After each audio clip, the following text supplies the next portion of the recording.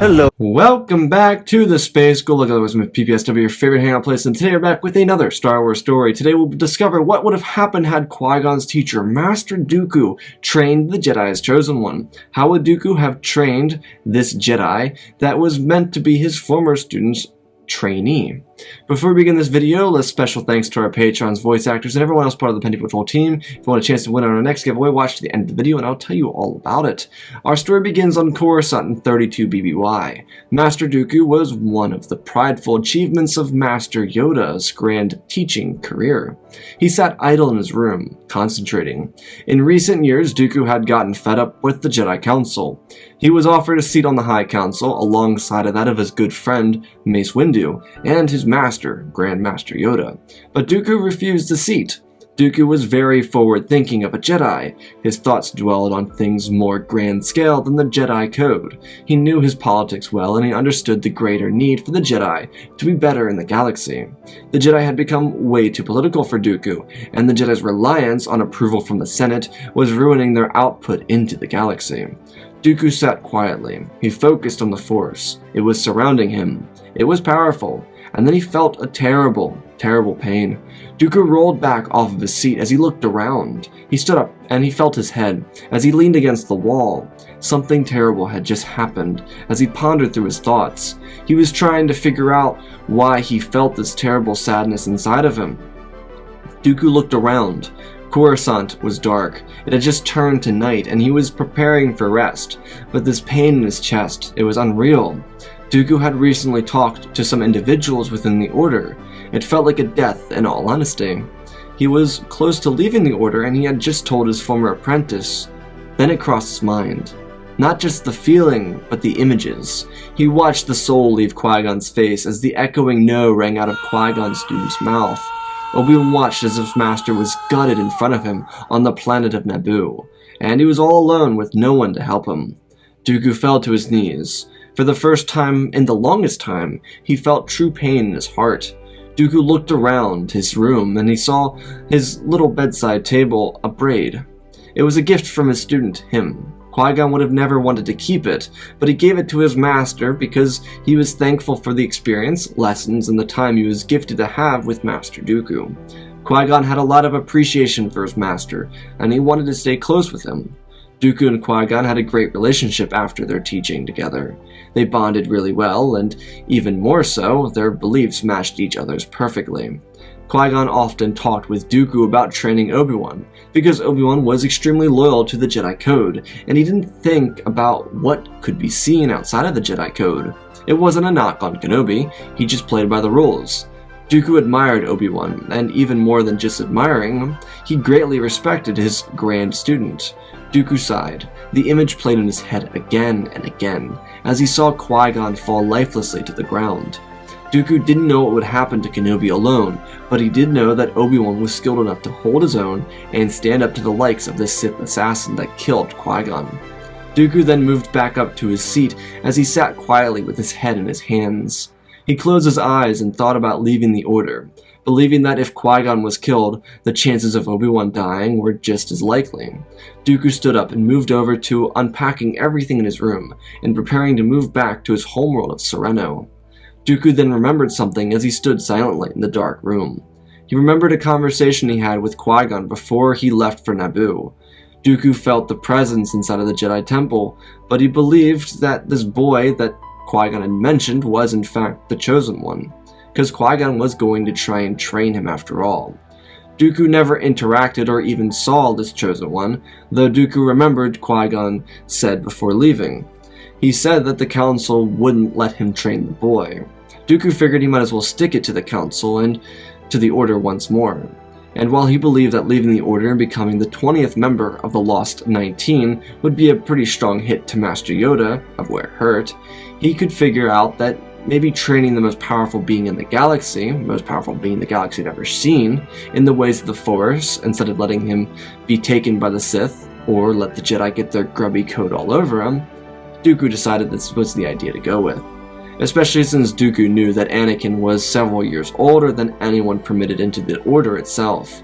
Though Dooku had two ideas. The first one being that he leave the order and take the boy with him, or that instead he join the council and tell them that he would train the boy on behalf of them.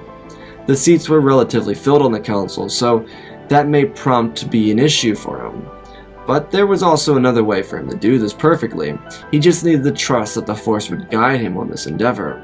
Dooku moved out of his room and made his way for the Jedi Council chambers. Master Yoda was usually up during the night, and he assumed that the best way to have a conversation with the Grand Master alone would be now, when there would be no one other than maybe Master Plo Koon or Yaddle still awake in the council chambers. Most of the other members were usually asleep by this point. Dooku walked out of his room and walked through the temple corridors. He nodded at those who he knew and smiled at those who he didn't. Dooku was well known throughout the Order. He was the final student of Grand Master Yoda, and he was one of the best duelists the Order had. Dooku stopped when he was confronted by an older man. Jedi Master Sunube asked Dooku what was bothering him. Dooku towered over the Jedi Master as he told him that it was nothing. Terra smiled, and he told Dooku that no matter how old he got, he would always wear his emotion on his face. Dooku sighed. He told Master Sunube he had a premonition or a vision of his student dying on Naboo. Though Dooku knew it was neither. He knew that the Force worked in mysterious ways, and he knew that the Force was showing him what had happened. His bond to Qui-Gon was extremely close, and because of that bond, he was able to see this very troubling vision of the truth that just happened to bestow upon his student. Terra apologized for Dooku's loss, before telling him that Qui-Gon was a great joy to be around, and he would be surely missed. Dooku thanked him and walked away after bowing, before realizing what Master Sunube said. Dooku turned around and the Master was gone. Did Dooku say his thoughts out loud, or did Sunube feel it? He wasn't really sure, but Dooku walked into the elevator as it took him up to the council chambers. Dooku walked in and looked at the three masters gathered in there. Plo Koon was still as a mountain, and Yaddle and Yoda spoke to each other quietly, trying not to disturb Master Plo. Dooku had respect for Plo Koon. He was a great Jedi, because he was a Baron Do sage at one point in his life. These sages had so much more of an open concept of existence within the Force. Plo wasn't tied to the code like the other members of the High Council, but he was one of the wisest Jedi inside of the Order, entering his late 300s. Dooku then looked over to the two aging Jedi Masters who turned their attention to Dooku. Yoda smiled. He cared about Dooku a lot. He was one of his most prized students, as he asked what Dooku would like to discuss, assuming that Dooku would like to talk about becoming a member of the High Council or something along those lines. Dooku was about to speak, and then the blinds closed. Dooku stepped out of the way as a communication was coming in from Naboo. The three Jedi Masters expect to get a report from Qui-Gon Jinn, but it was the contrary. It was Obi-Wan Kenobi. He looked winded, and he looked as if he had been crying. Yoda asked what would happen to him, as he told the four Jedi before him that Master Qui-Gon had been killed by the Sith assassin. Obi-Wan then told him that he killed this assassin, but Qui-Gon had just about died by the time he got around to him. Yoda sighed. He asked Obi-Wan about the rest of the invasion. Obi-Wan told him that Anakin blew up the Trade Federation blockade over the planet, while the Gungans won the battle in the fields, and the Queen seized the throne room and captured Newt Gunray. Yoda told Obi-Wan that the Council would be there to memorialize Qui-Gon. Obi-Wan asked what his orders were, and Yoda simply told him to stay put. So the communications ended, as Dooku looked at Yoda, who asked what he would like to talk about again.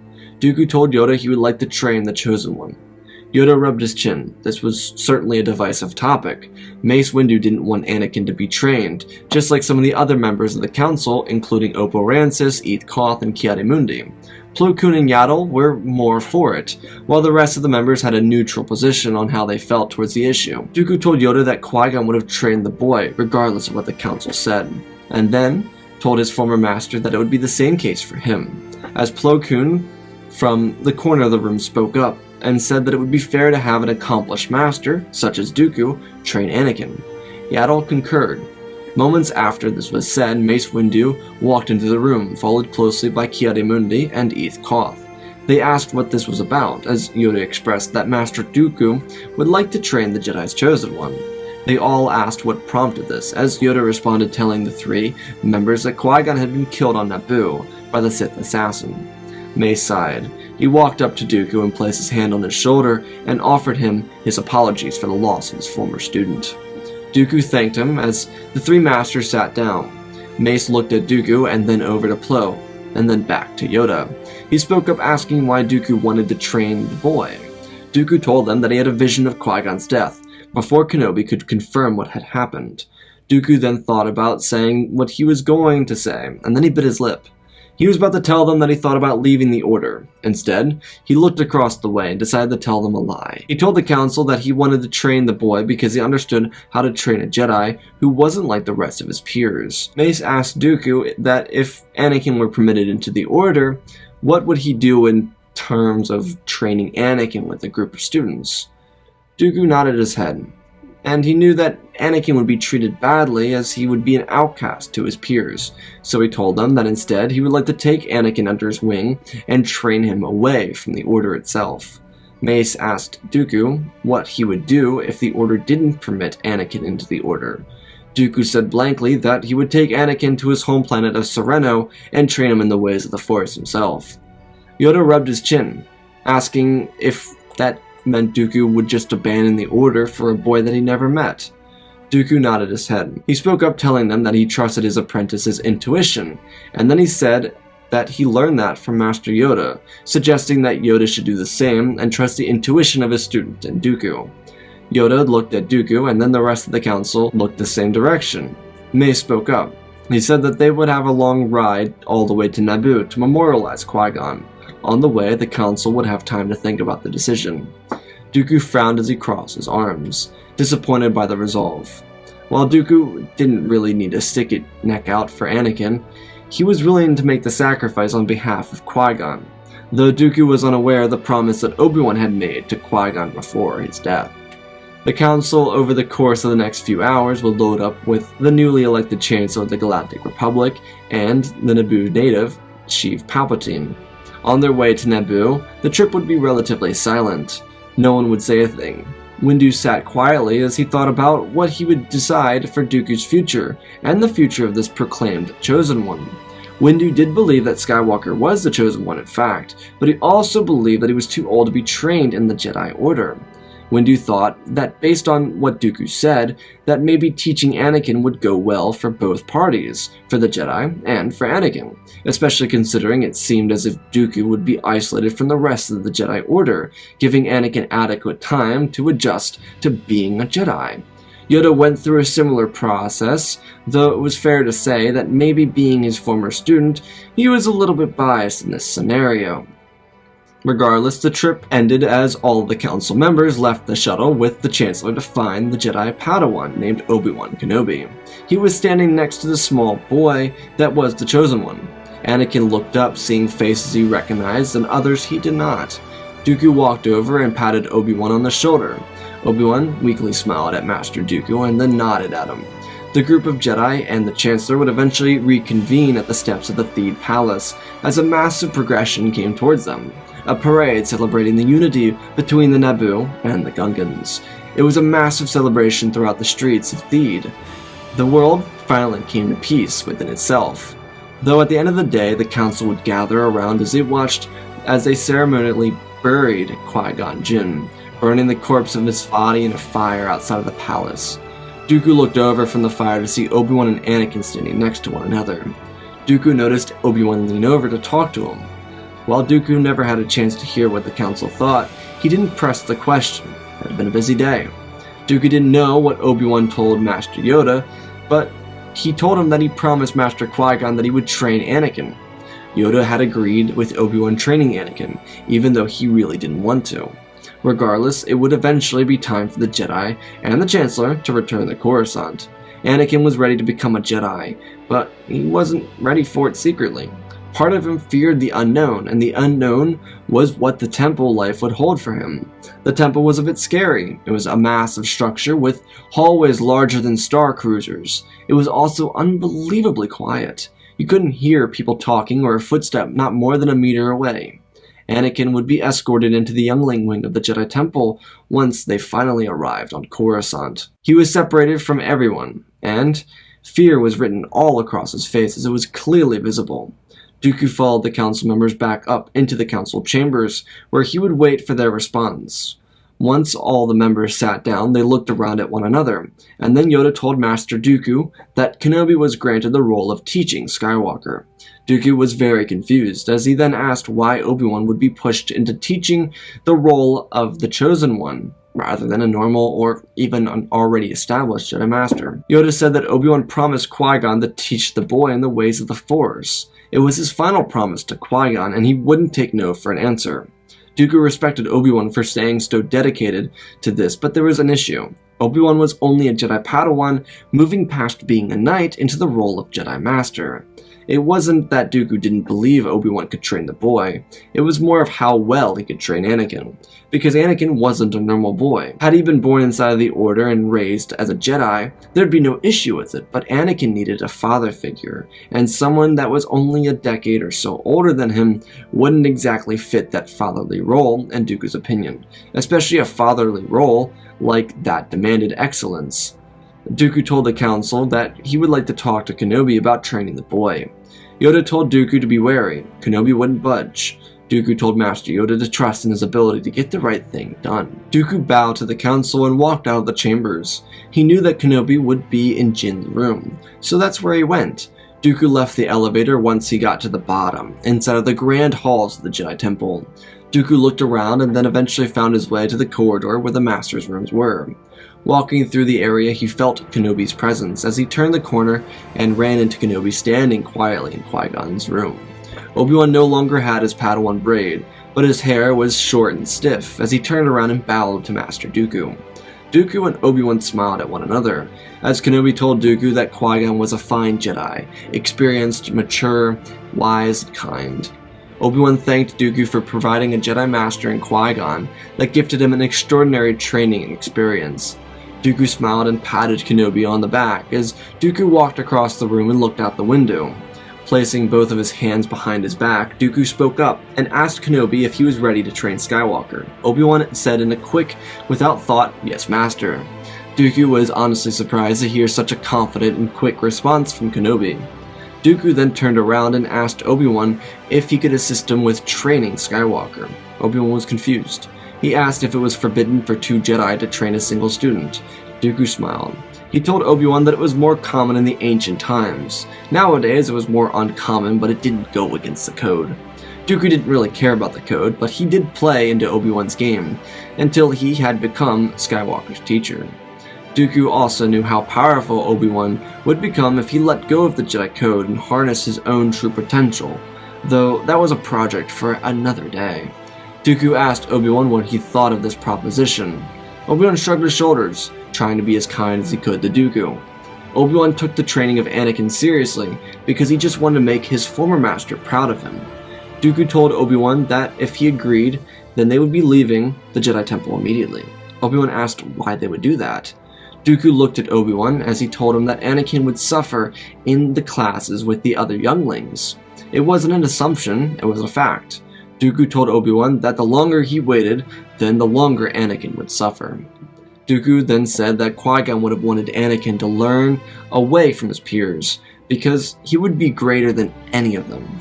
Anakin would grow an ego, and then with such an ego, he would develop a mindset that would inhibit him from understanding peace, balance, and neutrality, all things that a Jedi really needed. Anakin would become a force to be reckoned with, but his inability to see things through would ruin him, as he would likely fall into the hands of darkness, or become too powerful that the Council would try to oust him, resulting in their own downfall.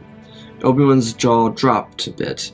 It was a bit fearful hearing Dooku talk about Anakin in such a way, but to some extent, he believed everything Dooku had to say. Obi-Wan told Dooku that he would think about it. There was a lot for him to think about in this process. Like, would he be able to have an effect on Skywalker? Would Dooku take over the training entirely? Could Anakin thrive with two masters? What would the Council think? What would happen if Anakin didn't connect well with the Jedi? Obi-Wan continued packing up Qui-Gon's materials as the thoughts drained on him. Dooku would return to meditation and would also spend time in the archives. Jocasta knew loved Dooku.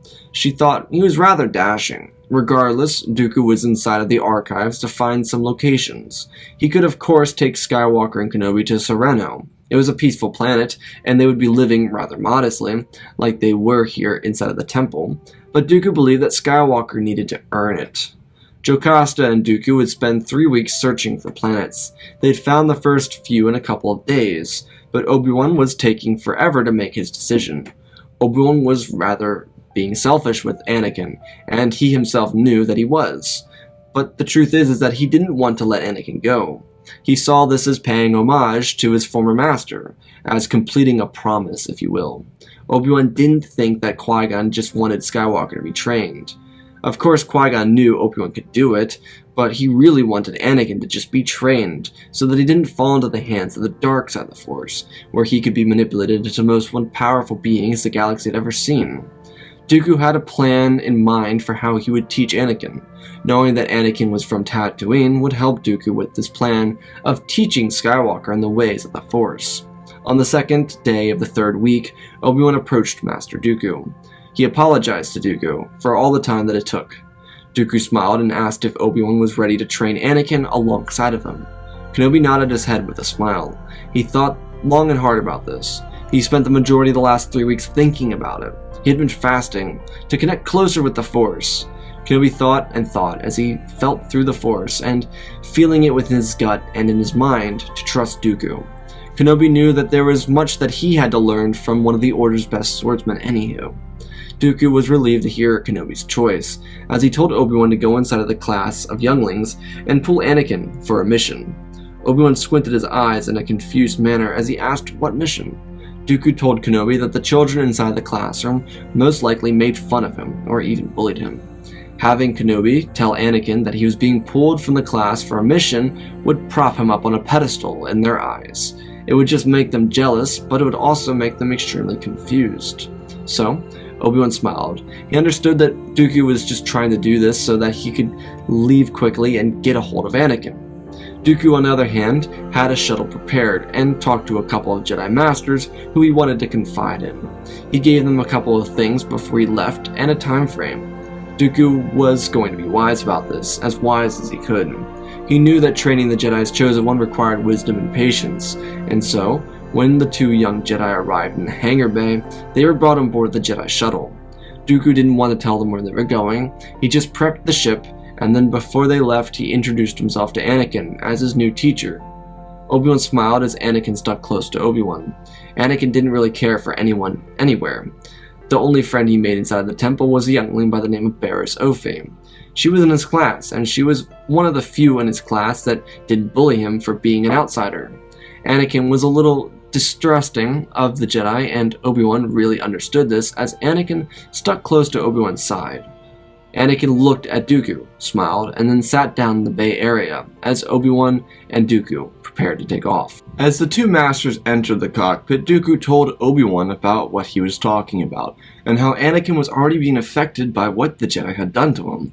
They allowed him to suffer, and while he was already at the top of his class, they held him back. Obi-Wan understood what Dooku was saying, and apologized. He expressed that he wanted to do the best for Skywalker, and Dooku did know this, but he wanted to ensure that they did something before something terrible happened to Anakin.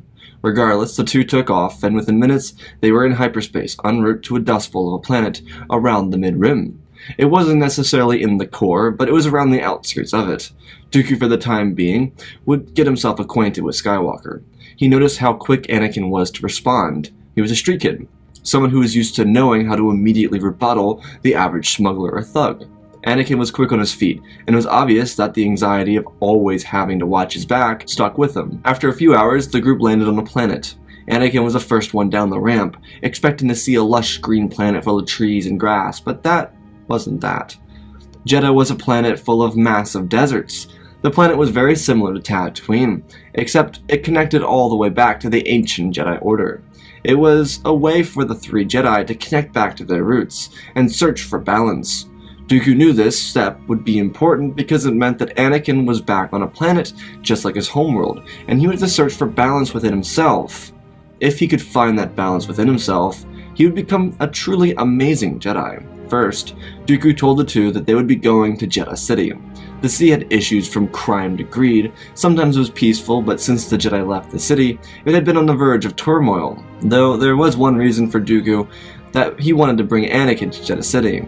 There were a group of individuals he was searching for.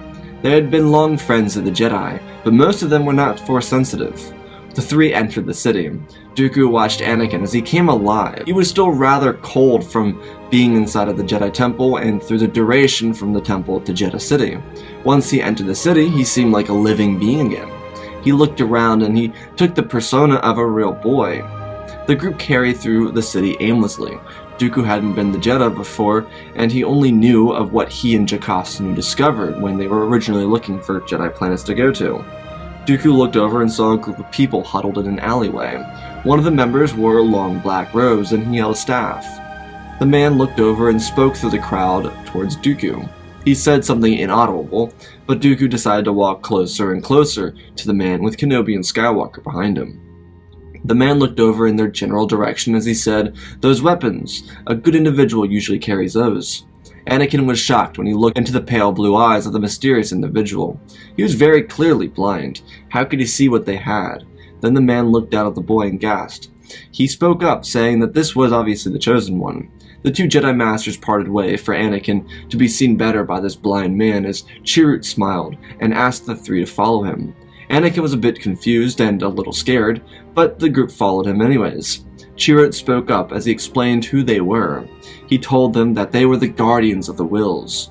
Dooku nor Obi-Wan had ever heard of this before. Well, Dooku had an understanding of what the Guardians of the ancient Jedi ruins, but he didn't know they called themselves Guardians of the Wills. Little did Dooku understand that the womp rat hole that they were about to go into, that Qui-Gon had discovered before his passing. Chirrut carried on explaining away that he knew that the Chosen One was alive. The Force felt different 9 years before, when he was born. Anakin was extremely confused by the fact that the blind man knew his age, without even being able to see him or asking him for his own age. As the group went deeper into the tunnels, Chirrut carried on, telling them that the Chosen One was prophesied to come to Jedha City, so that he could unlock the long-lost Cavern of the Wills. It was said, as Chirrut explained, that the Chosen One would unlock this cavern and be able to unlock the Force itself, with the Guardians and Priestesses of the Force. It would lead the Chosen One down a pathway of unimaginable power, and the resolve to bring complete and full balance to the Force itself. The pace picked up faster as the blind man led the three down into caverns centuries old, and then down caverns thousands of years old. Markings of the ancient Jedi laid everywhere in this cavern. There was a mask of one written on the wall, and there were the Guardians of Peace everywhere. The Guardians of the Wills transcribed everything in the ancient galaxy, the wars of the Jedi and Sith, and the disruption of balance. Then there was something that caught Dooku's attention. It was the Guardians and the Barrando sages banishing a Force user so powerful he could consume planets into extinction.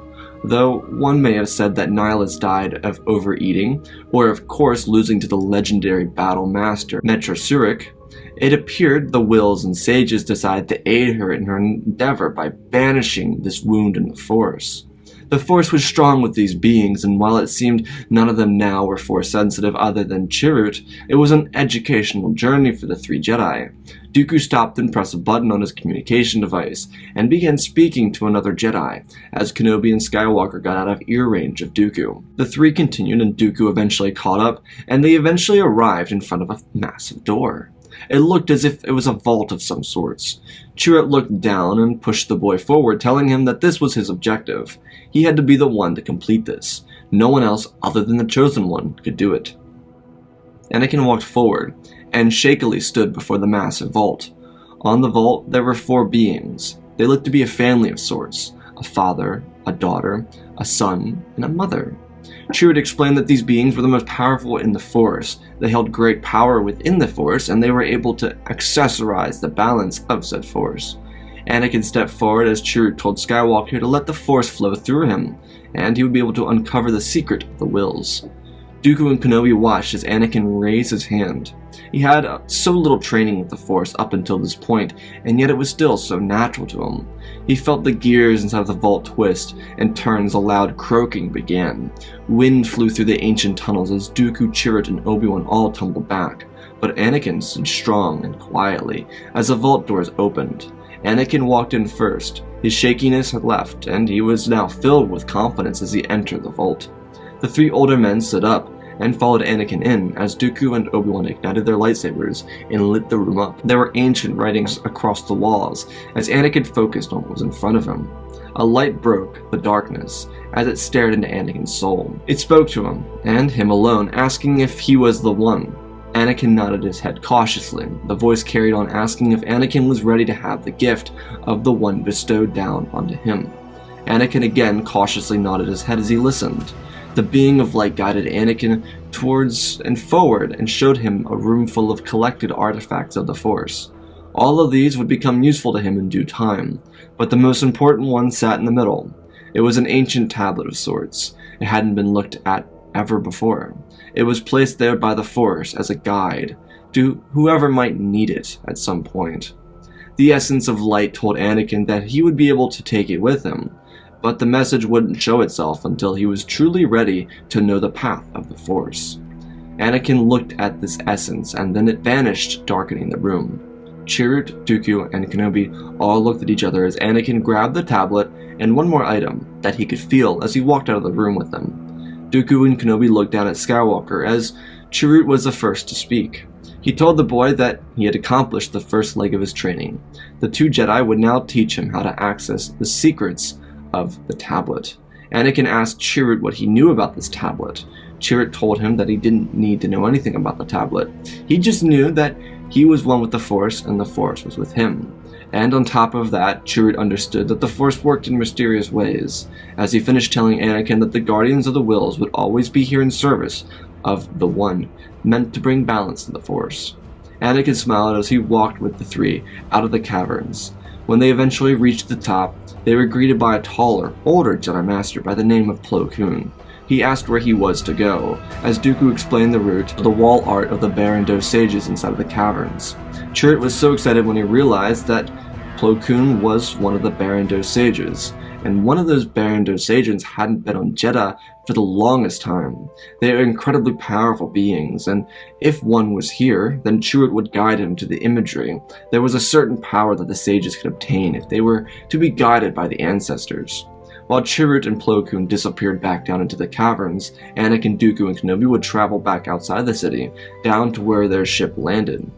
Anakin asked what they were doing here, as Dooku explained to his new pupil that they would finally begin training. Anakin didn't really understand, but Dooku told Anakin that there was nothing to understand. It was simple. The ways of the Force would be taught to him, and as he found true balance, he would uncover the message of the Chosen One. Anakin nodded his head as he sat the tablet down and placed a smaller object on his belt. Dooku asked what Anakin knew of the Force so far, as Kenobi paced around the two, watching everything that Dooku said, making sure to make as many internal notes as he could about the message that Dooku was sharing to Anakin. Skywalker shrugged his shoulders as he looked at Dooku, and then over to Obi-Wan. Dooku said that the Force lived inside of every being. It was not bound to light or dark, nor was it bound to a code or not to a code. As soon as these words left Dooku's mouth, Kenobi realized that Dooku was going to train Anakin like he trained Qui-Gon. He stepped forward as Dooku raised his hand as a gesture to stay silent to Kenobi. Kenobi stepped back and continued pacing, as Dooku focused on Anakin, continuing to talk to him. Dooku told Anakin to look around him. Anakin gazed at some rocks and into the sand as he made a visible look of disgust. Dooku asked what was bothering him, as Anakin said nothing under his breath. Dooku shook his head as he walked forward and kneeled next to the boy. He looked out into the desert and pointed, as he asked what was so painful to him about the desert. Anakin again said it was nothing. Dooku pushed a little further, asking why Anakin despised the desert. Anakin looked away and said it caused him pain. It was hard for him to look at something that held he and his mother captive for so long. Dooku asked if Anakin could ever forgive the desert. Anakin turned around and locked eyes with Master Dooku, as the Jedi Master looked at Anakin. The boy said he didn't know. Dooku shook his head, saying that Anakin did know, but he didn't want to share it. Anakin shrugged his head, saying that he didn't believe he could ever forgive the desert. So Dooku told Anakin it was time to try. Dooku stood up and asked for Anakin to follow him, as Anakin followed Dooku. Obi-Wan followed the group as they all walked into the desert. The sand was rough as it tapped into the boots of the three Jedi. On the inside of Jedha City, Plo Koon and Chirrut walked down into the caverns. As they did, Plo Koon placed his hand on the wall and followed it down through the cavern, as Chirrut walked closely with Plo. The Jedi Master felt the Force connect him to his ancestral lineage as he tapped himself into the Force and closed his eyes when he touched the wall, all the way to the picture on the wall. Plo knelt down before it as he focused on the Force and his lineage that sat before him. Plo Koon sat quietly for a moment as Chirrut felt a change in the Force. He had never felt this growth here before, as the wall creaked and croaked and then it opened up. Chirrut was just as surprised as Plo was. Plo then stood up and walked inside, not igniting his lightsaber as he let the Force guide him. Chirrut stood at the doorway as Plo Koon felt lightning surge through his body as he flew back against the wall behind him. He didn't expect such raw power as he knelt down and stood up. He shook off his shoulders from what that massive surge could have been, and then Plo walked forward and felt his staff on an altar. He placed his hands on the staff and then felt the ancestors pass into him as the room lit up with colors from all across the galaxy. He felt the power of the Force flow through his soul and his body. He took the staff and realized the potential of the past that lay behind him that could guide the future of the galaxy. The group of Jedi continued walking through the desert as Anakin kicked the sand as if he could hurt it. This journey didn't take more than an hour, but they rounded a corner of some rough terrain. It looked like it could be a sculpture, but from the bottom, as they rounded the corner, they knew it was. Anakin looked at the massive robes of this statue and looked into the middle of the sea of sand. He saw the same Jedi Master from earlier, though he was doing something incredible. He was levitating above the ground, with stones surrounding him, and a staff twirling around before him. Dooku knew Plo was here, but he didn't expect this show of power. The three Jedi walked towards Plo as he guided the staff to the ground below him, and placed his boot on top of it as he allowed the Force to guide him. Plo then moved himself to the seat on his foot, and as the staff floated above the ground, he then made Anakin aware he was looking at him, and he asked Anakin if he was ready to learn about the Force. Anakin smiled. He looked back at Dooku and Obi-Wan and asked them if they saw what he just did. Dooku and Kenobi nodded as they smiled. Plo Koon lowered himself down gently as he spoke in his deep voice, holding on to the staff. He told Anakin that to learn how to use the Force takes time, but if he learns how to use the Force correctly, then he would be able to harness a much more powerful Force. Plo gestured towards Anakin to step forward. Anakin did, as Plo reached down to the ground, and he grabbed a handful of sand as he looked at Anakin and asked Anakin if this could hurt him. Anakin said no, and so Plo asked Anakin to grab a handful of sand. Anakin did as he looked at Dooku and Obi-Wan. Anakin then turned his attention around to Plo as the Jedi Master told Anakin to look at the sand in his hands. Feel it, realize what it is. Plo then released the sand into the gentle wind as a clump disappeared in the tiny little particles that vanished into the air. Plo then asked Anakin to do the same. Anakin did as he watched the particles vanish. Plo then gestured to Dooku to stand beside him, as he told Anakin that this was the power of control. Anakin didn't understand, but Plo said that he didn't need to. He just needed to trust that he had control over himself and his future. Anakin still wasn't entirely sure what this cryptic message meant, so Plo Koon picked up the sand, and as he did, he explained. When one picks up a group of tiny pieces of sand, it becomes a clump. It becomes visible, just like the past and memories Anakin had at the desert. It was visible, it was tangible, and if Anakin held it, he could mold it into something like a grand statue that stood next to them. Anakin looked at the fallen statue of the Jedi. Plo then explained that if he let it go of the past, he could mold the future, but he had to trust that he could control himself and his fears of the past. Plo then let go of the sand, saying that it could not control Anakin, but it could inhibit him if he allowed it to. Dooku then stepped in, saying that if Anakin accepted the balance inside of the Force, it would not control him. He could mold whatever he wanted out of it, because he could have attained true balance. Anakin and Obi-Wan looked on as they took in all the information as much as they could. Plo Koon stood up. Anakin kind of understood what this all meant, but what he took from it was not to let the Force or his past control him. Instead, let it become a tool for his growth, so that he could forge it into something incredible. Plo looked at Dooku and then back to Anakin and Kenobi. Obi-Wan placed his hand on Anakin's back and asked if he was ready to learn this balance and power in the Force. Anakin smiled as Obi-Wan and Anakin walked forward, a bit past Dooku and Plo, as the two Jedi Masters watched on. Obi-Wan began trying to open himself up to the possibilities of balance, as he tried to teach this to Anakin. At the same time, Dooku and Plo talked. Plo believed Dooku would be able to help both Obi-Wan and Anakin find true balance within themselves. Dooku appreciated the compliment, but then he asked where Plo got the staff from. Plo responded, "He got it from the ancients." Plo told Dooku to call him if he ever needed another lesson for Anakin. Dooku thanked him and then watched as the Jedi Master lifted his robe above his head and walked with his staff away from the training grounds and into the desert.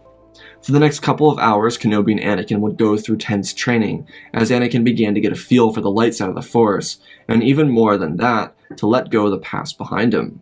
Dooku then told the two to continue training as he said he would be back by daytime. Kenobi and Anakin were going to have to live in the desert for a night alone, while Master Dooku went out into the galaxy to do who knows what.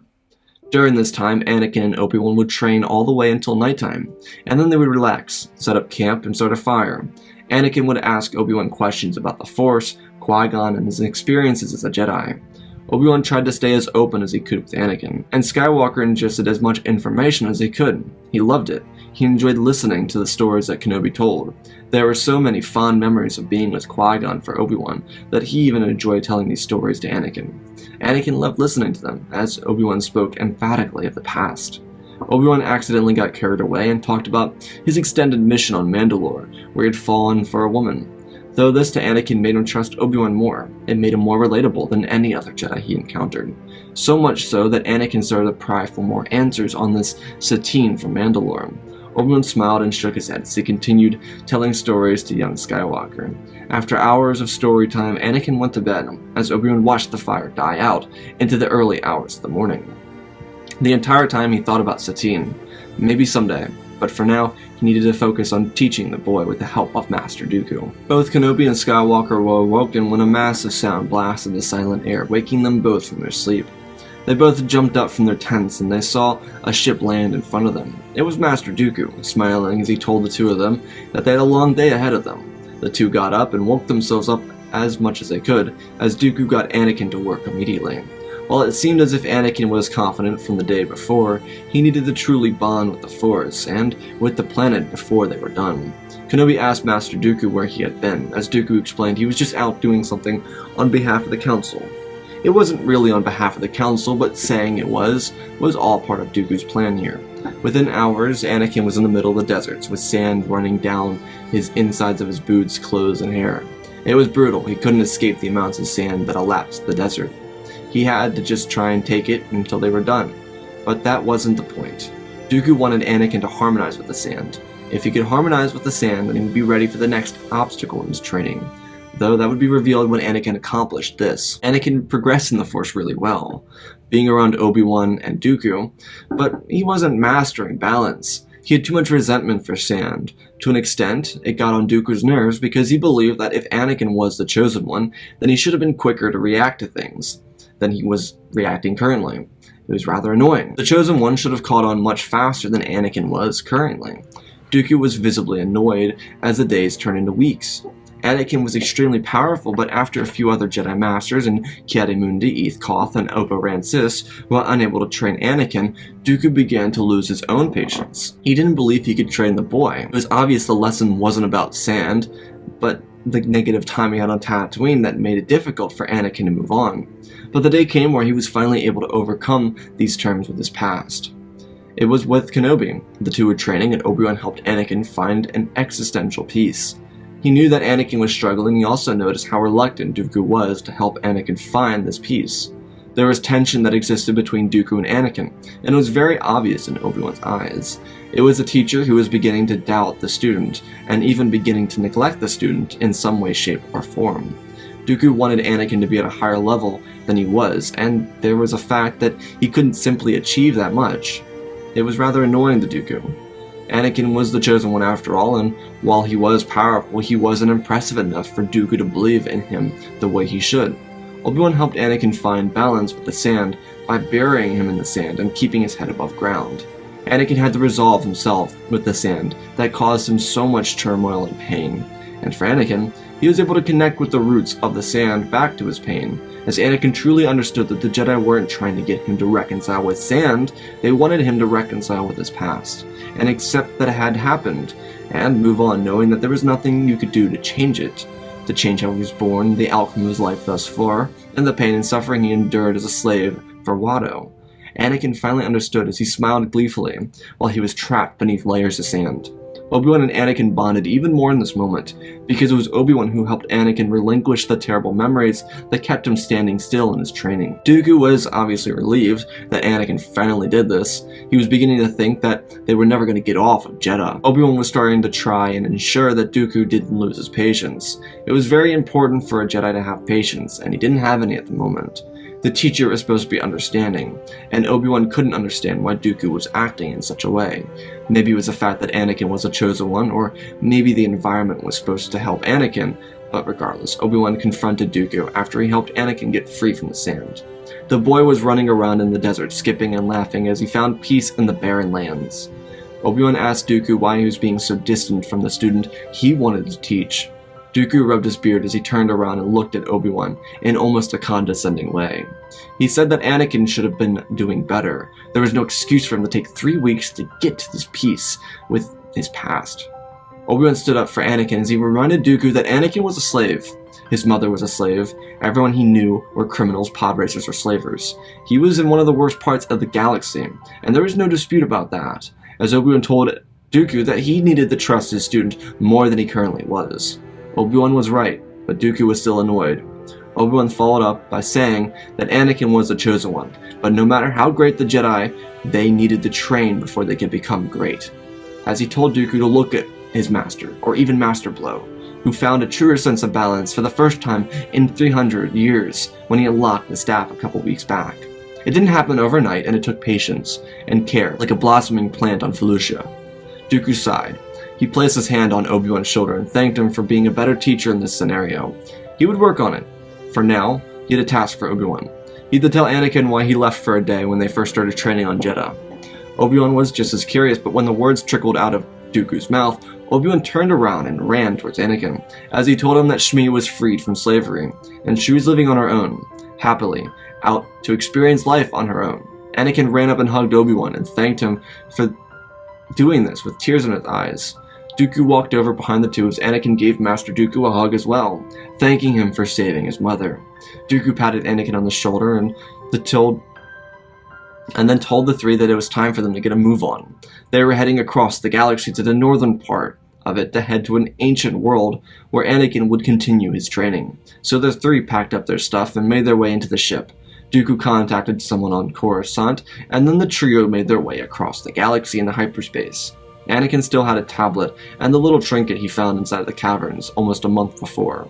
He hadn't seen what the tablet could show him. On the other hand, he never told the two Jedi about his little trinket that he found inside of the cavern.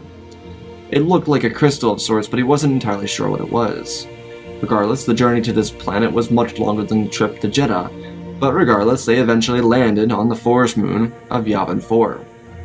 The Jedi walked out of the shuttle. Anakin was the most excited because this was the most green, lush planet he'd ever seen. It was beautiful, kind of like Naboo. Anakin ran out into the forest and he stopped.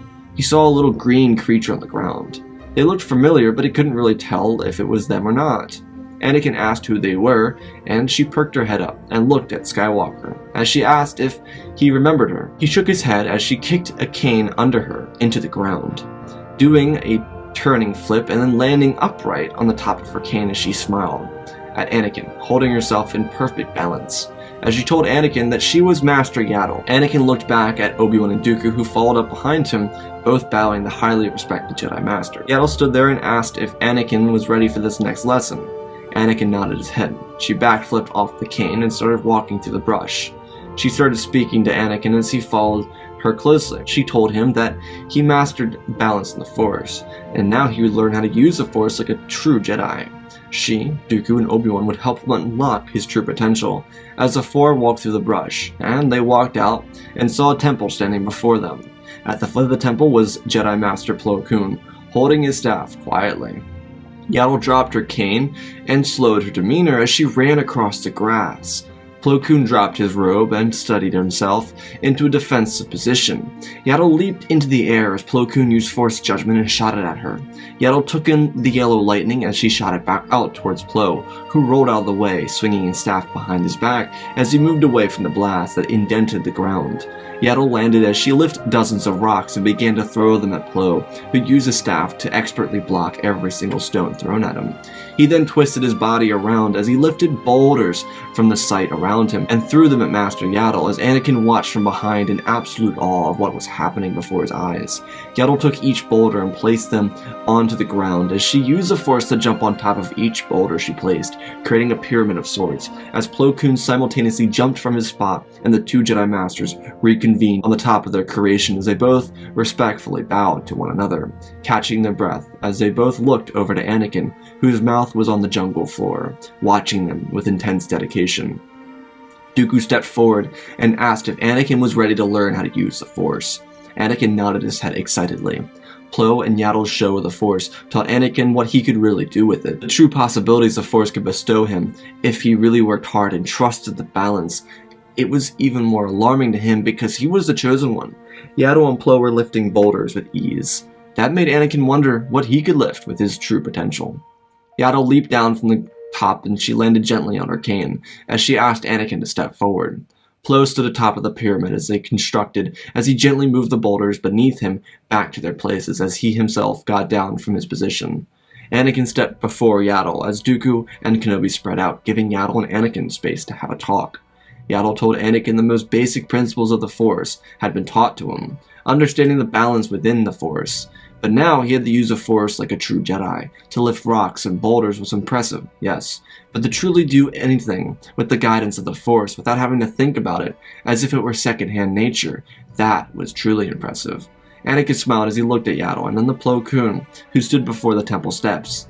Plo gestured for Anakin to come with him as Anakin, Plo, and Yaddle walked to the top of the ancient ruins that were left on Yavin 4.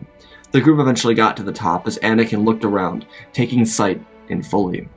Yaddle and Plo let him have this moment before starting Anakin's training, where he would sit on top of the temple and learn how to feel the Force flow through him, in where he would be able to grow to an immeasurable strength and mastery within the Force. Anakin smiled as he sat down on top of the temple, as Plo and Yaddle quieted themselves, so that they could feel what Anakin was feeling and hear what he was hearing. This entire process of training the Jedi's Chosen One had to be intimate. The space needed to be filled with solidarity. At the foot of the temple, Obi-Wan and Dooku began their training as they began to spar with one another. Dooku was a masterful duelist, and while Obi-Wan was the first Jedi in over millennia to kill a Sith, he had much to learn. Over the next few weeks, Anakin's growth on Jedha would be complemented with his accelerated growth under the training and guidance of Yaddle and Plo Koon. Both Jedi were more balanced than anybody else on the High Council, with the exception of only other being Mace Windu. But they all knew Mace wasn't fond of Anakin being trained, so Yaddle and Plo were brought in by Dooku to help the boy reach a level that he wouldn't be able to reach with just him. Dooku understood that, as powerful as the Force with he was, there was others out there that would be better guides for Anakin when it came to understanding the Force itself. Now when it came to mastering a lightsaber, that was different. For the next month and a half, Anakin's growth would accelerate greatly. Kenobi, on the other hand, would become a fine duelist, sparring with Dooku consistently. Dooku and Kenobi's bond grew tighter as Anakin's bond grew tighter with Plo Koon and Yaddle. It wasn't that Anakin didn't have a tight bond with Kenobi or Dooku, he just had a much more intimate experience with Plo and Yaddle while on Yavin 4. Anakin, after nearly 2 months of periods of time, was able to lift boulders expertly, and he'd be able to manipulate himself within the Force. It was quite impressive for being so young, though one day, while training, the crystal he collected from Jedha fell out of his belt and rolled across the surface. Plo Koon saw it and so did Yaddle. Both Jedi were old enough to understand that this was no ordinary crystal. It possessed the power of the Force itself. It was a messenger from the Force, and it was only bestowed to the One. This crystal would be able to be used in a lightsaber, but as long as Anakin established a connection with the crystal, which it seemed as if he already did without knowing, then he would be the most unstoppable duelist the galaxy had ever seen. Anakin would be able to grow to an unstoppable level of power, being the Chosen One. But with the blade of this sort, he would be intangible in the ways of the Force. Plo Koon would have Dooku and Kenobi come to where the three were training. There he would ask Dooku what he wanted to do. Plo and Yaddle respected Dooku for technically being Anakin's master and wanted him to decide what they would do next. Dooku looked at Anakin and asked if he was ready to start lightsaber training. He smiled, and so he told Kenobi to contact Professor Huyang so that Anakin may construct his own lightsaber. Until the old droid arrived, the five would carry on their training. Plo would teach Anakin how to wield a staff, as he used the stick from the jungle to teach Anakin with, as the other three would show Anakin how to train with a lightsaber. Yaddle would let Anakin use her lightsaber as it was about the appropriate size for the still 9-year-old boy. Across the galaxy, the Sith were growing. Sidious decided he couldn't just do one Sith Lord as a thing. He had to gain followers, and he knew of one place where he would have to go to gain a following. The Sith had been weak with the rule of 2, and he knew he could stop anyone that tried to steal his throne from him. So when the Chancellor of the Galactic Republic got his vacation time, he traveled to the ancient homeworld of the Sith on Exegol. There, Sidious would summon his Sith followers and create an army of Sith that hadn't been seen since the ancient times. Instead of focusing on a clone army, he wanted to focus on Force users that were able to conquer the galaxy, like they did in the ancient time. Especially since there was a powerful light rising in the galaxy, he wanted to create a powerful darkness to match it. So before he left, he would steal a powerful being from the ranks of the Jedi, a formidable Jedi Master who was easily manipulated to become Sidious's apprentice, by the name of Pong Krell. The two would depart Coruscant for an elongated stay on Exegol, where they would forge themselves a Sith army. Eventually, Professor Huyang would arrive on Yavin 4 with his ancient Jedi cruiser, and there he would walk out to meet the Chosen One. He was so giddy with excitement, even for a droid. The droid welcomed the five inside the ship as he looked at the Chosen One's crystal. He'd immediately recognized it. It was an extraordinary crystal, 1 in trillions. The chance of ever being able to find one of these crystals were so rare. You needed to be hundreds of Yoda's lifespans full of searching, and that would even become close to finding one. Incredible that a 9-year-old was able to do one on his first try. Professor Huyang told the five that this crystal would require the hilt of an extraordinary power. But first he wanted to see all the former students' crystals, as he looked at Plo's, then Yaddle's, then Dooku's, and finally to Obi-Wan's. He had taken all of these Jedi to get their lightsaber crystals, and of course he wanted to see how they held up. He'd seen tens of thousands of lightsabers in his career. For the Jedi, and seeing some of their older blades, it was a joy to Professor Huyang, Plo and Yaddle being two of the oldest ones he'd seen in centuries. Regardless, after siphoning through some hilts that were present across the ship, Professor Huyang found some parts that matched with Anakin that he was looking for. Most specifically, Anakin wanted the ignition switch to be yellow, like his pod racer, so that is exactly what Anakin got. It took some digging around, but he found it. Anakin was, since coming to terms with the Force and mastering such a small piece of it, was able to construct a lightsaber with the other 4 Jedi, who took theirs apart to build them with Anakin. It was a bonding moment for sure. Anakin got closer to each Jedi Master, as he saw each of them like a family. They all were people whom he respected and looked up to. And while his father figure should have been human, he took a special liking to Plo Koon, because he felt more grounded than the other two. Of course, Anakin loved Dooku and Obi-Wan, but during this time, since Anakin knew any of these 4, Plo Koon was the only one to grow within the Force with Anakin. Partially due to Plo Koon's discovery of the ancient staff, but it just made him more relatable to Anakin.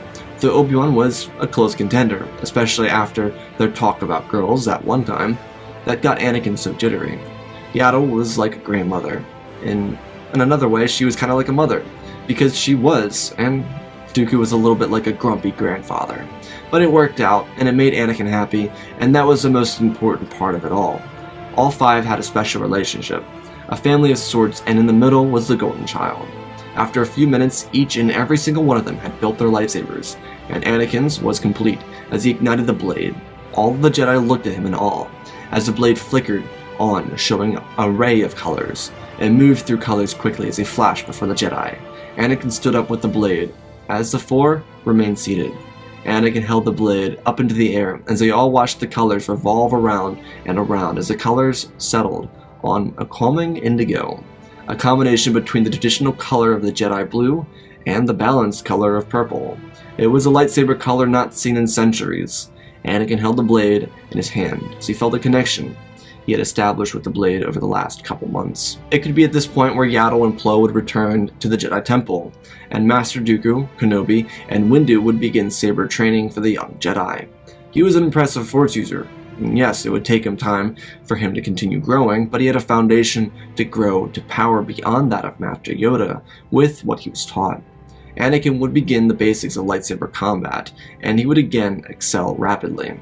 Though there was a darkness covering the galaxy, planets weren't falling, but there was evil in the works, and all of the Jedi could feel it, especially this group on Yavin.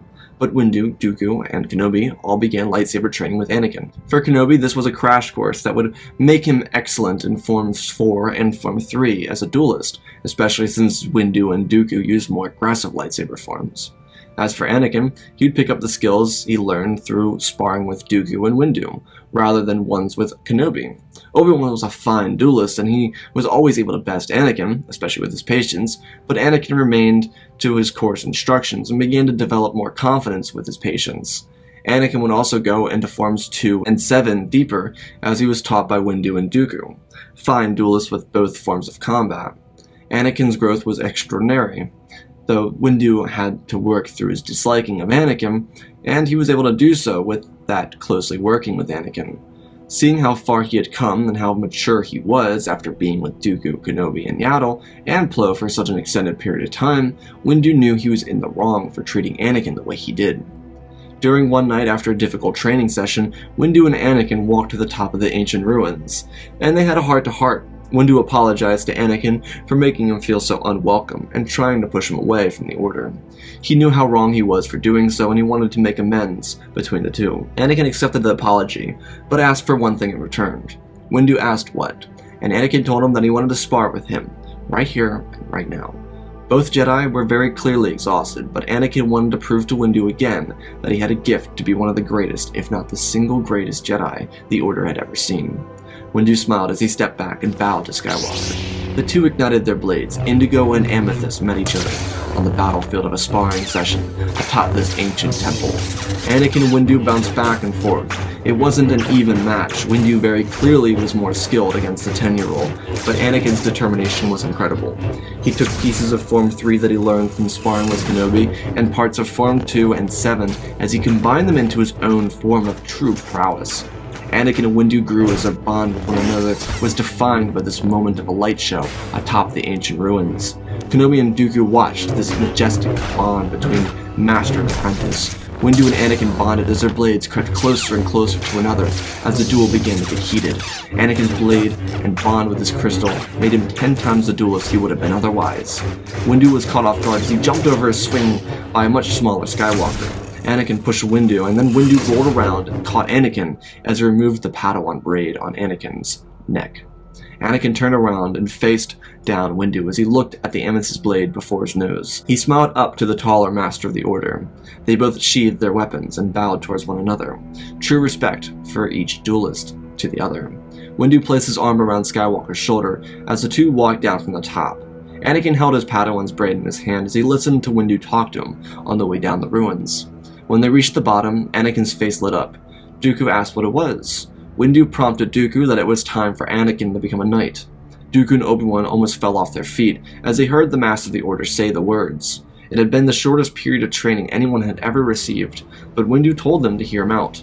Anakin no longer needed one-on-one training. He didn't need to be a Padawan any longer. He could be the youngest knight the Order had ever seen, but Dooku had to allow it. Dooku thought for a moment as Obi-Wan looked over at Dooku. The Jedi Master told Windu that he would approve of it but he recommended that Anakin spend more time with the Jedi Master. Windu nodded as he said that would be the point. Anakin was more advanced than most 20-year-old Padawans inside of the Order. Being released from the temple and training with some of the best the Order offered allowed Anakin to reach an extraordinary strength by the time he was just 10 years old. Anakin was extremely excited and asked where he would be taken. Dooku prompted that they all go back to the temple. Anakin could finally interact with other Jedi and become familiarized with the environment inside of the temple. The four would depart from Yavin 4 as they would return to the Jedi Temple for the coming years. For the next 5 years, Anakin would have an amazing growth. He would be the golden child of the Order, revered and respected by everyone. He was loved by everyone within the Order and even his peers that had previously been rude to him. They accepted him as one of their own after apologizing to him and making amends. Anakin became closer with Obi-Wan and Dooku, and subsequently, even closer to Quill and Voss. Anakin and Voss spent time together, voyaging through the city of Coruscant, helping those in need. Dooku and Anakin at some point would visit Shmi on Tatooine to see her thriving in her own home in the middle of Mos Espa's financial district. She was doing well off after Dooku set her up to thrive, and C-3PO had a fine golden print across his body that made him look brand new, the newest looking droid in all of Mos Espa. As for Anakin, he would continue to break records, and he would take on his former peers as a student. That former peer of his would be Barriss Offee. Anakin wanted to save her from being Luminara Unduli's student, and while Barriss was only a year younger than Anakin, he did it because he believed he could grow more if he was able to be a teacher for another. Anakin was an extraordinary member of the Jedi Order, and he was highly revered by the High Council. The Chancellor tried to get his grubby fingers on the Chosen One, but Dooku thought it best to keep Skywalker away from politics. While Dooku was becoming more and more infuriated with the Council for their closeness and fondness with the Senate, he believed there was something off with Palpatine's obsession with Skywalker. Dooku believed that maybe the Council caught wind of this obsession and decided to put an end to it by getting close to him, to find out the reason to oust him from power. But Palpatine was a great politician, and it was obvious, because he had just been re-elected to the role of Supreme Chancellor of the Galactic Republic. Regardless, life inside the Jedi Order was darling. Anakin loved it.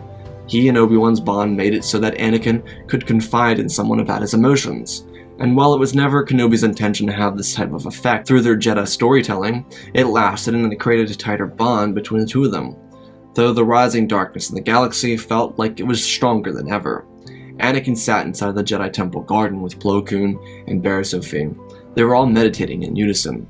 They were trying to focus on the light, but it was as if the temple itself was turning dark. Jocasta Nu ran into the garden room as she told Plo Koon to come with her immediately. The Sith Temple beneath the Jedi Temple had activated, and it couldn't be activated without a Sith Lord, which meant that the Sith were near. And then, in the silent air of the calm, peaceful, warm Coruscant day, a massive explosion shook the temple grounds as a shuttle crashed through the main gates of the Jedi Temple. Anakin shot up as he told his apprentice to get to the Jedi Archives. He turned around and ran into a hallway. The hallways began to flicker, as Jedi from all around the temple stopped at what they were doing. Anakin looked to his left and then to his right, as he saw Dooku running his way with Kenobi on a hot trail behind him. They were all confused. Then Dooku said that the Sith were here. It was an odd plan to attack in the middle of peace times, but then the hallways echoed with the sounds of 1,000 lightsabers. Kenobi pointed and said it sounded like it was coming from the Great Hall. Right throughout the halls was a clashing of blades, and it began. The three Jedi ran with thousands of other Jedi, ready to see what it was. The sound of the Sith rising is what it was. As the Jedi ran into the open, they could finally see down into the Great Hall. Thousands of Jedi and Sith were converging into a massive battle. Anakin pointed out as he saw two Sith walk in through the wreckage, a taller one and a short one, both wearing robes over their heads. Dooku said they had to be the Sith Lords. The crowd was battle heavy as the Jedi and Sith fell. Dooku was trying to figure out how the Sith amassed such an army, but the truth was simple. There was several religions across the galaxy that were loyal to the Sith, but most of these individuals weren't actually Force sensitive. The chances of them being trained to wield lightsabers and act as cannon fodder for their overlords seemed to be the case, especially since the temple was idle and they caught the entire order off guard with their assault out of thin air. The Jedi converged in the middle as temple guards ignited their yellow staves as they followed Sindralik and Ki-Adi-Mundi in the combat. On the outskirts, Jedi Masters could be seen ushering the younglings away. The temple's walls lit with red and orange as if it was exploding from the inside. Dooku was hoping that Plo Koon could disable the Sith Temple below the Jedi Temple. It was an old secret, but the Jedi decided to leave it be. Plo Koon and Jocasta Nu now had to disable it. In the middle of the Great Hall, the Jedi Council could be seen converging in combat as they crushed Sith members. They were no match for these skilled Jedi, but their numbers would slowly overpower the Jedi. Anakin, Dooku, and Kenobi would attack the Sith Lords at the back line, waiting for the numbers to dwindle before they made their move on the Jedi. The three Jedi were accompanied by Master Yaddle as she hopped on to Anakin's shoulder as the four made their way down into the back of the lines, all jumping down and igniting their lightsabers standing before the two Sith. The taller one moved his robes down as he ignited two different double-sided blades as the Sith assassin Pong Krell leaped out and swung violently at Dooku and Kenobi as they blocked his attack, moving into defense. Anakin and Yaddle moved as one as they both took on the Sith Lord himself, as two crimson blades jumped out and swung at the Jedi.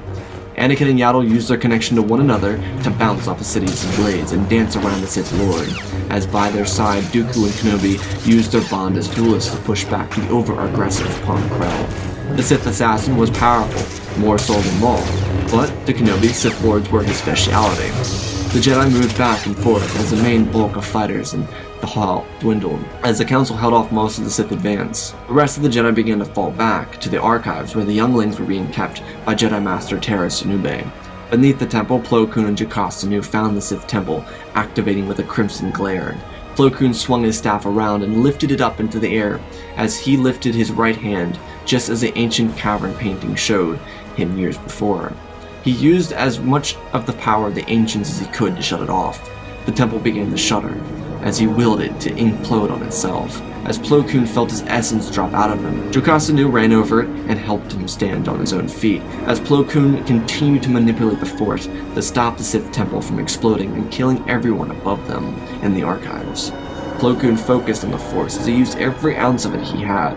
Upstairs, the Sith pushed further as Depa Billaba, Gedimundi, Eathcoth, and Oberances fell to the ground lifelessly. Windu and Yoda stood back to back as they held their own. Stacy Tin, Kit Fisto, Ag, and Kolar all pushed forward as many of the Sith as they could. Sidious and Krell stood back to back as they caught their breath momentarily before they began to jump into attack against the respective Jedi duos. Yoda saw this duel going on as he tried to help them, but right now he had to focus on the fight at hand. He needed to stop these Sith from causing any more damage to the temple or to the Jedi themselves. Anakin and Yaddle then worked in unison as she jumped off of Anakin's back, using him as leverage to push back against Sidious. Dooku, on the other hand, used his quicker saber technique to parry Pong in every aspect as he cut through one of Pong's arms. Kenobi danced around and swung his blade around his back and spun into, striking and killing Pong Krell. Dooku and Obi-Wan nodded to one another as they moved in to help Yaddle and Anakin. Skywalker was being efficient, but he was caught off balance as Sidious moved to make the killing blow. Yaddle moved in front of the blow, taking the hit for Skywalker as a 15-year-old Anakin started to fight Sidious with Dooku and Kenobi as they all swung at him at the same time. They cut off his hand. Yaddle dropped lifelessly to the ground as Anakin felt rage bellow below him, but he realized it wasn't right to strike Sidious down in anger over Yaddle. She would have wanted him to finish it as she trained him. So, Anakin, Dooku, and Kenobi pushed Sidious back into a corner. Some of the Sith Eternals saw this duel as they ran over to save the Sith Lord. Dooku noticed and turned Kenobi over to fight them. Obi-Wan danced his way as he slid under a blade, jumping and cutting through some of the Sith Eternal members. Dooku saw Kenobi would need help as he hit another blow on Sidious, before assisting Kenobi with his horde making their way over. Anakin pushed harder and harder, before pulling Yaddle's blade and using it as a shoto as he swung at Sidious, pushing him off balance. Dooku and Kenobi moved side to side like brothers, and defended one another like father and son, as they pushed the horde of Sith back, pushing their way towards them. Windu and Yoda moved closer and closer to the middle of the pack, as Quinlan Vos joined the fight as he, Kit Fisto, Ag, and Kolar, and Sissy Tin made their way and made their mark through the Sith Eternal, trying to put an end to the Jedi. Anakin hit more on Sidious as he cut through the Sith Lord, dividing his body into thirds as the Sith Eternal kept coming towards him and the other Jedi. Obi-Wan and Dooku handled it well as Anakin moved in and helped them. As the fighting seemed to get stuck at a stalemate, the sounds of electricity could be heard ringing out the crowd, and from the ground leapt an incredible Jedi with the staff of the Ancients, who blasted through the crowd of Sith, using his staff and lightsaber in unison, joining the fight with the rest of the council members as he and Adi Gallia and Jocasta Nu made their push into the crowd of Sith. The Sith Eternal had no leader, and while they had their numbers, their skill wasn't adequate enough to stand up to the combined power of half the Jedi Council, Quinlan Vos, Dooku, Kenobi, Jocasta, and of course the Chosen One. The Jedi moved at incredible speeds, using the Force as their ally as they cut through the Sith Eternal, using their unstoppable determination to win the battle of the Jedi Temple, extinguishing the Sith forever. The Jedi, when they finished their fight, all took a deep breath. So many members had died in the chaos, but so many more would have if it weren't for Plo imploding the Sith Temple below the Jedi Temple, or the group of Jedi that destroyed the Sith leadership. With the battle won, the Jedi had to pick up the pieces of what had happened to their order. So much death and destruction filled the halls of the Jedi Temple. But to Anakin, his heart broke for Yaddle. She was the first one he went to check on after the battle ended. She saved his life, and she sacrificed herself for him, believing that he would do what she could not: destroy the Sith and return the galaxy to balance. While the Sith would go extinct, the Jedi realized that they needed to become more aware, as the information eventually revealed Palpatine to be the Sith Lord. The Jedi would remove themselves from the Senate. Without a Clone Wars ever beginning, the Republic would find new leadership, and there would be no great war in the galaxy. The galaxy would find itself peace. Anakin would suggest to the Council that the Order spread out and extinguish any more pockets of Sith, so that their vile nature would never return. New Jedi academies would break ground across the galaxy, including one on Doran, home of the Barrando Sages, and one on Dathomir, home of the Dathomirian Witches. The Jedi would be influenced by Anakin's ways and see that the Force should allow everyone, not just those who obey the code. While Mother Talzin never foresaw a treaty with the Jedi, she actually quite enjoyed having a bond with the Jedi, because it allowed her clan to influence people and teach them the ways of Force magic, something that was so unknown to many in the galaxy. While Talzin would be able to run an order on Dathomir, across the galaxy Plo Koon would run the Academy of Doran, and reconnect the Barrando Sages to their legacy with the Staff of the Ancients. Dooku would be allowed to return to his home world and start an academy in Sereno, while Kenobi, Barriss, and Skywalker would go out to Tython and rebuild an order for the Jedi. Anakin, on the other hand, would finally access his tablet. He would look into the tablet of the wills, and find that it was nothing but a reflection of himself, telling himself that the true balance of the Chosen One came from within, not anyone else, not from ancient texts, not from the wills, but from within. While the Order had so much change to enact on itself from within, and change how it saw the code, the galaxy would be able to thrive without the legacy of the Sith. Anakin and Dooku would remain close after some rocky points during their relationship. The Jedi would adopt a new way of thinking, and they would be able to extinguish the crime families and their trading of slaves within the first decade of Jedi expansion. With the galaxy at peace, the Chosen One would be able to find resolve and bring balance to the Force indefinitely.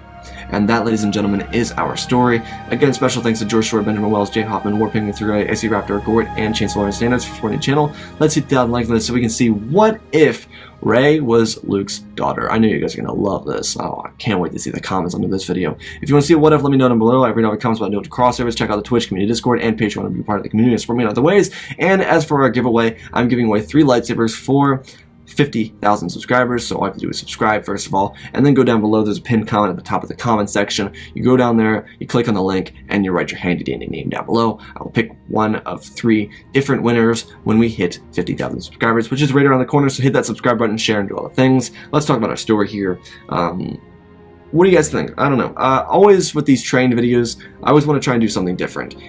We've done probably 10 of them so far out of 90 videos. We've done 10 videos on Anakin being trained by a different Jedi Master, and I always want to try and make it unique. And that's something I do talk about a lot at the end of these videos, is trying to stick to uniqueness or a different path. And this one I definitely believe definitely hit the nail on the head. I really do hope you guys like the path I took on this. I think Dooku would have at some point lost patience with Anakin, because, I mean, that's kind of a callback to canon. Dooku didn't really care for Anakin in canon as it was. He thought Anakin was a bit of an egomaniac of sorts, kind of an annoying nuisance, and he believed Anakin was too cocky for his own good. I think at some point Dooku would have gotten impatient with Anakin, and I think that Obi-Wan, had he been permitted to train with Anakin and Dooku, would have had a tighter bond with Anakin. Now, I also believe that Dooku would acknowledge his own skills and where he would thrive at as a teacher or not. I think Dooku would have realized that for someone to learn with the Force and learn how to actually manipulate the Force, I think he would have realized that someone greater than him would have been a much better teacher for Anakin, and that teacher I chose Yaddle and Plo Koon. One, I wanted to establish a connection between Yaddle and Anakin, because that was something I believe it was part of Legends, if I'm not mistaken. It might be part of canon, I can't remember, but I wanted to connect the boundaries there, and I also wanted Yaddle and Anakin to have a very similar style of relationship. As for the Sith, I know I'm going to get comments on this, and I really don't care. The truth is, I want to do something different. There's always something different, and because Dooku wasn't in the picture, I decided to take advantage of that. I wanted Sidious to decide to do something different. He decided that, well, maybe if I forge an army, maybe it would be different. Now, I used Exegol and the Sith Eternal because the Sith Eternal is not Force sensitive. Most of them are not sensitive. It's probably just like Chirrut and the Guardian of the Wills. yeah, sure, you can have a drop in the hat. One of them might have a little bit more force sensitivity than most of them, but most of them are kind of just average, right? They can just probably just exist. They're probably like a normal human being that's just religious to the Sith. And I think Sidious would have said, well, what if I took advantage of this and decided, instead of waiting, instead of taking my time to build a clone army, I know it doesn't sound like Sidious at all, but it's a what if. What if? What if Sidious decided, to forge an army and, train them all how to use lightsabers for 5 years? Palm Krell could have been the master of that and trained all of them how to use a lightsaber, kind of like that episode of the Clone Wars where they trained the farmers how to fight back the pirates. That kind of whole thing. Or the Mandalorian episode, which is kind of the same thing. Training a bunch of farmers how to fight back some pirates. Didn't they do this before? Anyways, my point being is that I wanted it to be different, and I think having the Sith raid the temple, and I kind of did a lot of callbacks, a lot of I guess you could say fan service, but I wanted to do callbacks to other events like Yaddle sacrificing himself for Anakin and stuff like that. But the main inspiration behind this was kind of what George's intended idea for the Force was, and that's the whole inspiration from Eastern culture. And I think I kind of went more of the Kung Fu route on this one, but I hope you guys enjoyed this with the Jedi Masters being more Force attuned and kind of training Anakin as a group of them rather than just one Jedi Master, and having a bigger battle at the end, which I thought was pretty exciting. Anyways, I hope you all enjoyed this. If you did, leave a like down below, share, or do a lot of things. We're trying to hit that 50,000 subscribers, so hit that subscribers so I can spend a ton of money on lightsabers for you guys. Anyways, I love you all, spread the love, and always remember, my friends, may the Force be with you.